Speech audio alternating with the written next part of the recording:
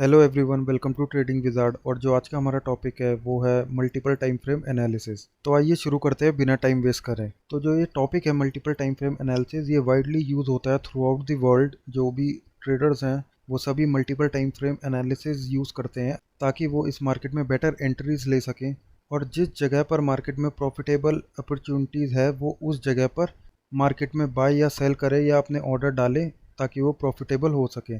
तो multiple time frame analysis एकदम ही simple है। आपको बड़े टाइम फ्रेम के स्ट्रक्चर समझने होते हैं और उन्हीं के बेसिस पे आपको छोटे टाइम फ्रेमों पर आकर अपनी एंट्री लेनी होती है। और अगर आप ये एकदम ही राइटली मैनर में करते हैं तो आपको बहुत ही अच्छी एंट्रीज मिलती है और लोगों से पहले एंट्रीज मिलती है। और आप कह सकते हैं कि आपको एकदम परफेक्ट एंट्री मिल सकती है अगर आप इस आर्ट को मास्टर करेंगे।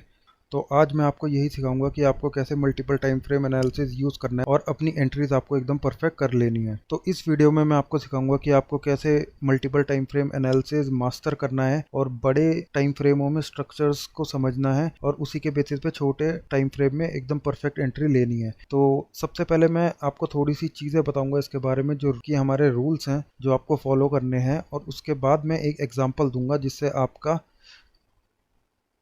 और उसके बाद मैं आपको एग्जांपल दूंगा और आपको ढंग से समझ में आएगा कि आपको मार्केट आवर्स में क्या करना है और कैसे एक परफेक्ट एंट्री लेनी है। तो आप इस वीडियो को पूरा देखिएगा और लास्ट में मैं आपको टाइम फ्रेम बताऊंगा जो कि आप यूज़ कर सकते हैं या जो वाइडली यूज़ होते हैं through out the world by best traders. तो आप इस वीडियो को प्लीज़ पूरा देखिएगा। तो आइए सीधा शुरू करते हैं बिना टाइम वेस्ट करें।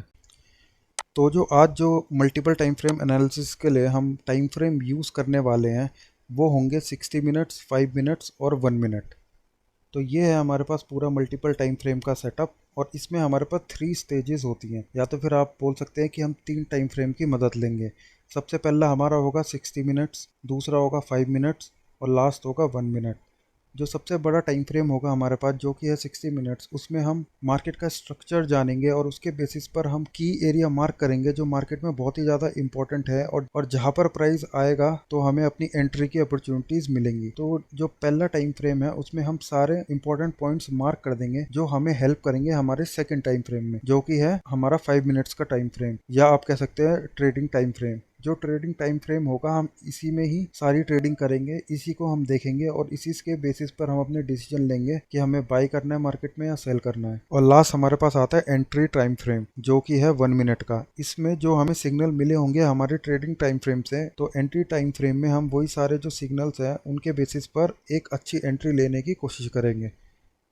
तो इस तरह से ये पूरा सेटअप चलेगा। इन 3 टाइम फ्रेम में हम आज वर्क करेंगे और वीडियो के एंड में मैं आपको और भी टाइम फ्रेम बताऊंगा जो आप अपने ट्रेडिंग स्टाइल के हिसाब से यूज़ कर सकते हैं। अब हमें अपना टाइम फ्रेम मिल गया है और हमें पता लग गया है कि हमें ईच टाइम फ्रेम में क्या करना है और हमें कैसे मल्टीपल टाइम फ्रेम एनालिसिस करनी है ताकि हम बेटर इस मार्केट को समझ पाए और बेटर एंट्रीज ले पाए। तो अब आइए सीधा चलते हैं एग्जाम्पल पर। तो इस एग्जाम्पल के लिए मैंने मैरिको का 60 मिनट्स का चार्ट ले लिया है जो कि हमारा स्ट्रक्चरल टाइम फ्रेम है। इसी पर हम सबसे पहले काम करेंगे। तो आइए देखते हैं। तो ये 60 मिनट का चार्ट हमारा स्ट्रक्चरल टाइम फ्रेम है जिसमें हम मार्केट का स्ट्रक्चर पहचानेंगे, इसमें सपोर्ट एंड रेजिस्टेंस की लाइंस बनाएंगे ताकि जब हम अपने ट्रेडिंग टाइम फ्रेम पर जाए तो हमें पता लगे कि कौन कौन से एरिया इंपॉर्टेंट है हमारे लिए, और अगर उधर प्राइस जाता है तो प्राइस रिएक्ट करेगा और उसी पर हम पैसा बनाएंगे या अपनी अच्छी एंट्री लेंगे। तो इस वाले एग्जाम्पल में मैंने सारे ही सपोर्ट एंड रेजिस्टेंस पहले से बना रखे हैं। अगर आपको सपोर्ट एंड रेजिस्टेंस नहीं बनाने आते तो इधर ऊपर आई बटन में एक वीडियो आ जाएगी जिसमें मैंने सपोर्ट एंड रेजिस्टेंस का पूरा सेटअप आपको सिखा रखा है। उससे आपको पूरी चीज़ें क्लियर हो जाएंगी कि ये एरिया क्यों हमारे लिए इंपॉर्टेंट है और हमें ये कैसे ड्रॉ करने हैं। तो इधर मैंने already support and resistance area बना दिया है, और जो आप ये बीच में लाइन देख रहे हैं ये मैंने इस वजह से बनाई है क्योंकि ये लाइन मल्टीपल टाइम रीटेस्ट हुई है और इसने कई जगह सपोर्ट की तरह एक्ट करा है और कई बारी रेजिस्टेंस की तरह एक्ट करा है। तो ये मार्केट में एक बहुत ही इंपॉर्टेंट लेवल हमें देता है जो कि हमारे आने वाले ट्रेडिंग टाइम फ्रेम में हमें बहुत ज़्यादा मदद करेगा। तो जो हमारा स्ट्रक्चरल टाइम फ्रेम है आपको इसमें बहुत ही ज़्यादा पीछे का डाटा नहीं लेना है। जो पेज आपका डिफॉल्टली खुलकर आता है आपको उसी में ही सपोर्ट एंड रेजिस्टेंस की अपनी लाइन बनानी है या की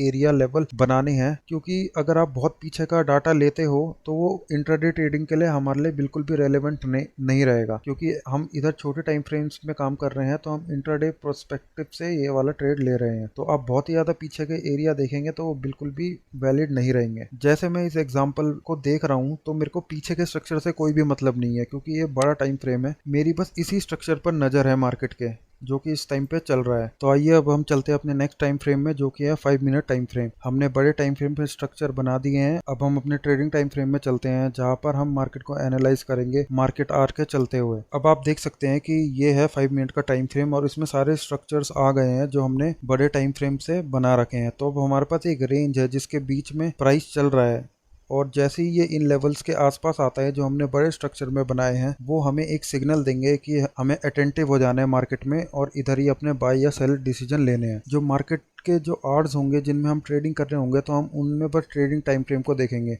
हम बड़े टाइम फ्रेम को नहीं देखेंगे, क्योंकि हम उधर से पहले ही स्ट्रक्चर्स बना चुके हैं। तो अब वही सारे स्ट्रक्चर हमारे 5 मिनट में शो हो रहे हैं। तो हमारी जो मेन नज़र होगी, जो पूरी ट्रेडिंग होगी, वो बस इसी टाइम फ्रेम पर होगी, जो कि इस केस में, इस एग्जांपल में 5 मिनट्स है हमारे पास। तो जो ये हमारा ट्रेडिंग टाइम फ्रेम है, हमें इधर पेशेंटली वेट करना है कि कब जो प्राइस है वो हमारे जो स्ट्रक्चर्स हैं जो हमने हायर टाइम फ्रेम में बनाया था वहां तक आए। और जैसे ही प्राइस इस उन सपोर्ट या रेजिस्टेंस एरिया के आसपास आता है, तो हमें बहुत ही ज़्यादा अटेंटिव हो जाना है, क्योंकि जब प्राइस इन सपोर्ट या रेजिस्टेंस जोन्स के आसपास आएगा, हमें तभी एंट्री लेनी है। इनकी इंपॉर्टेंस मैं पहले ही अपनी वीडियो में बता चुका हूं, तो आप जरूर देखिएगा आई बटन में क्लिक करके। तो फॉर एग्जांपल इसमें हमने प्राइस को यहाँ से ऊपर जाते हुए देखना ऑब्जर्व करा। तो प्राइस अब इधर से ऊपर जा रहा है, कॉन्टिन्यूसली ऊपर जा रहा है, और हमें इधर बीच में कहीं पर भी बाय नहीं करना है। बाय या सेल हमें इन बीच वाली जगहों पर बिल्कुल भी नहीं करना है, क्योंकि ये हमारे लिए होंगे लो प्रोबेबिलिटी ट्रेड, जिसमें हमारे हारने की पॉसिबिलिटी बहुत ज़्यादा हो जाएगी। हमें तभी एक्शन लेना है जब प्राइस हमारे सपोर्ट या रेजिस्टेंस जोन्स के आसपास आए, या जो हमने इंपॉर्टेंट लेवल मार्क करी हुई है हायर टाइम फ्रेम्स पर, क्योंकि ट्रेडिंग में पेशेंस बहुत ज़्यादा इंपॉर्टेंट है। जो पेशेंस रखेगा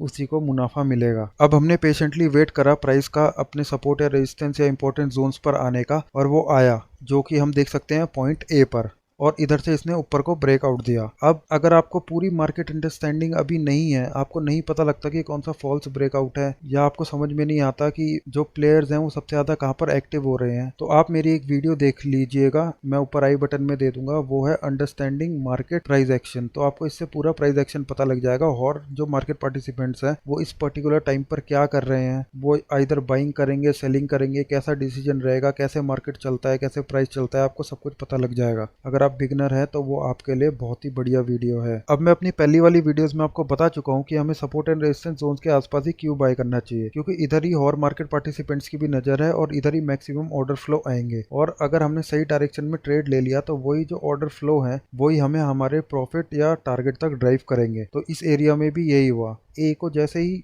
क्रॉस करा प्राइस एक्शन ने, तो हमें एक बड़ी सी ग्रीन कैंडल देखने को मिली। लेकिन हम क्या इधर ही सीधा बाय कर लेंगे? बिल्कुल नहीं, क्योंकि जैसे ही हमने एक ग्रीन कैंडल देखी, उसके ऊपर आप देख सकते हो एक बड़ी सी विक है, जिससे हमें पता लगता है कि सेलर भी मार्केट में आ गए हैं। तो हमें थोड़ा और पेशेंटली वेट करना है और प्राइस एक्शन को एनालाइज करना है। तो उसके बाद हम जैसे देख सकते हैं कि पूरा मार्केट साइडवेज में चला गया। प्राइस एक्शन ने दोबारा से ही उस ए पॉइंट को टच करा, जो कि इस बार सपोर्ट की तरह एक्ट करना चाहिए था, लेकिन वो नहीं करा, और ये सपोर्ट बी पर ब्रेक हो गया। तो अब हमें इधर से पता लगा कि बेयर्स मार्केट में आ चुके हैं। तो हम अभी पेशेंटली वेट करेंगे अगले सिग्नल का।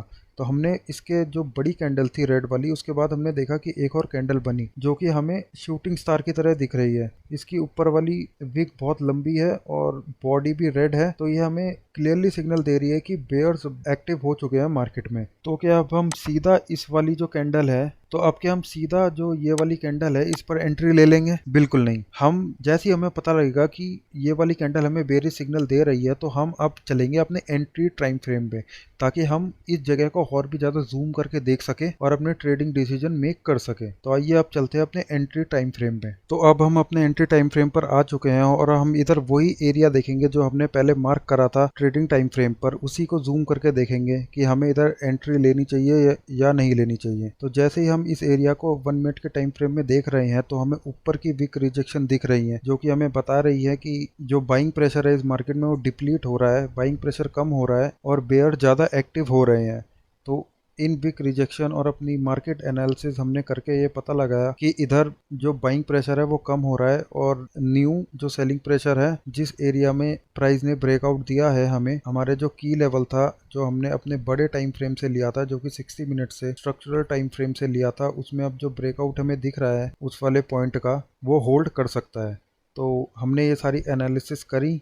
हम दोबारा से अपने ट्रेडिंग टाइम फ्रेम पर गए, वही कैंडल हमने देखी, और हमने अपना इधर ही सेलिंग डिसीजन लेना है। अगर हम इधर अपनी सेलिंग डिसीजन हमने लिया होता तो जो हम अपना स्टॉप लॉस रखते हैं वो बस इस स्ट्रक्चरल एरिया के एकदम ऊपर रखते हैं, क्योंकि अगर प्राइस दोबारा से इधर से ऊपर गया तो हमारी पूरी थीसिस रॉन्ग हो जाएगी और हमें लॉस लेके निकल जाना चाहिए। अब हम अगर इस एरिया के आसपास बाय कर रहे हैं तो देखिए हमारा स्टॉप लॉस कितना छोटा है और हम अपना प्रॉफिट मैक्सिमाइज कर सकते हैं। तो इधर आप इजीली 1:2 रेशियो के लिए जा सकते थे और आप देख सकते हैं आपका 20-25 मिनट में आराम से ये अचीव हो जाता। तो इसी तरह से हमने मल्टी टाइम फ्रेम में ट्रेड्स लेने हैं। सबसे पहले हमें स्ट्रक्चर डिफाइन करना है बड़े टाइम फ्रेम में, फिर हमें अपने ट्रेडिंग टाइम फ्रेम पर आना है और एंट्रीज की अपॉर्चुनिटीज़ देखनी है उन्हीं एरियाज़ के आसपास, और फिर हमें अपने एंट्री टाइम फ्रेम पे जाना है जो हमें एरिया जूम करके दिखाता है ट्रेडिंग टाइम फ्रेम का, और हमें अपने ट्रेडिंग डिसीजन लेने हैं उधर जाके, ताकि हम और ट्रेडर से पहले एंट्री ले सकें और इस मार्केट में प्रॉफिट कमा सकें। तो आपको एग्जैक्टली इसी तरीके से मल्टीपल टाइम फ्रेम एनालिसिस करनी है और बेटर एंट्री की तलाश करनी है।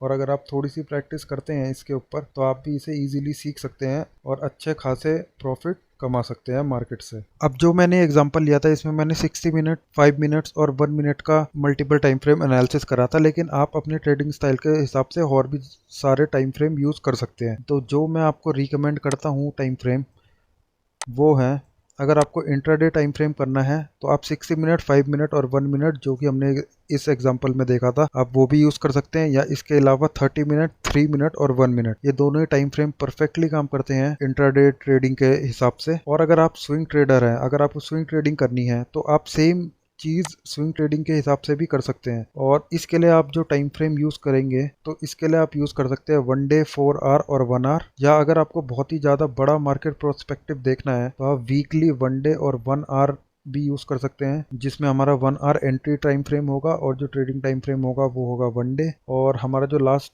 टाइम फ्रेम आता है वो आता है 1 डे, 1 आवर और 30 मिनट्स। अगर आपको एक हफ्ते से ज़्यादा अपने ट्रेड नहीं अपने पास रखने हैं, एक हफ्ते में ही बेच देने हैं, 1 या 2 हफ्ते के लिए रखते हैं, छोटे टाइम के लिए रखते हैं, तो आप स्विंग ट्रेडिंग 1 डे, 1 आवर और 30 मिनट्स में कर सकते हैं। तो जो ये टाइम फ्रेम्स है ये मेरे हिसाब से बेस्ट वर्क करते हैं, लेकिन अगर आपके लिए कोई दूसरा वर्क करता है आप भी अपने टाइम फ्रेम भी यूज़ कर सकते हैं। बस आपको प्रोसेस ये सेम ही रखना है, एक स्ट्रक्चरल टाइम फ्रेम रखना है, एक ट्रेडिंग रखना है और एक एंट्री वाला टाइम फ्रेम रखना है, और आप कोई सा भी टाइम फ्रेम यूज़ कर सकते हैं जो आपको सूट करे। तो इसी तरीके से आपको मल्टीपल टाइम फ्रेम एनालिसिस करनी है। सो आई होप आपको इस वीडियो से कुछ नया सीखने को मिला होगा। अगर आपको वीडियो अच्छी लगे तो इसे लाइक करें, शेयर करें और प्लीज़ प्लीज़ प्लीज़ सब्सक्राइब करें। थैंक यू वेरी मच, मिलते हैं नेक्स्ट वीडियो में।